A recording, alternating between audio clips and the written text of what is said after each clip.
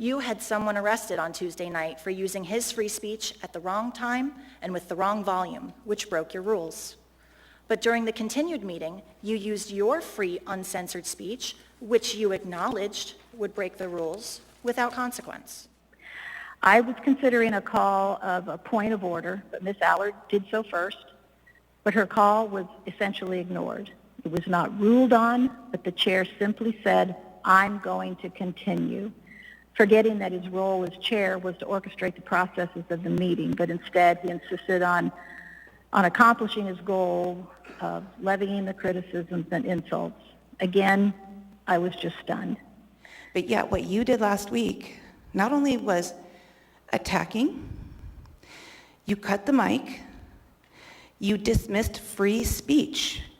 You said some words should never be spoken, and some people should never live in Anchorage. First, the fact that you were forced to respond and then quoted comments from your constituents and added the term xenophobic. By stating all this, you clearly inferred that you also think she made xenophobic comments, but instead of calling that out yourself, you hid behind your constituents. This is something a bully does, and it is a passive-aggressive act, both of which have no place in this assembly. Does this remind any of us when we were bullied in school? It does, doesn't it? I really hope you weren't bullied as a child, Mr. Rivera. I wish that on no one, but if you were, you acted like that, which you probably hated back then. Yeah, I was bullied all my life because I wasn't like the others. I don't believe in going around hurting other people just for the fun of it or so it can raise myself up above them. And when I'm seeing this, what you're doing. Let us not forget how the rest of the assembly members disrespect their constituents during meetings by mocking, belittling, shaming, and walking out. Yes, you, Dunbar.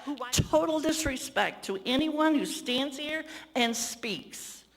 Having some of members even laugh and mock at public testimony while they're being said. Rivera, that you are targeting Assembly Member Allard for opposing viewpoints with the rest of the Assembly.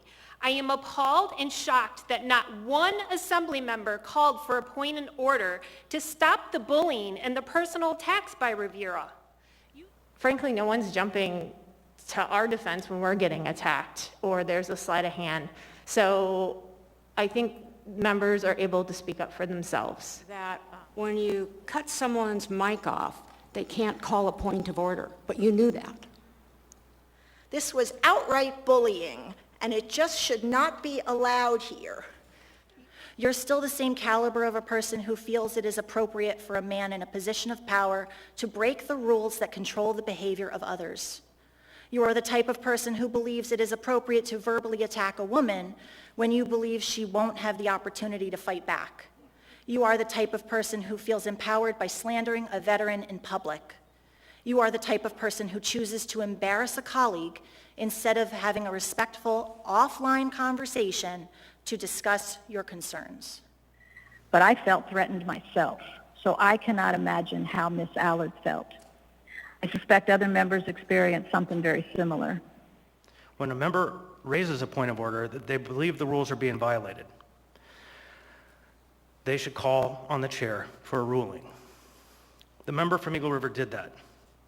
The challenge, of course, was that the point of order was not specific, and in that moment, the chair overruled the member. What's a member to do? They need to appeal the ruling of the chair if they feel aggrieved, and the grievance continues. How do you appeal to the authority to ask for a redress of a wrong when the very same authority is causing the wrong to begin with?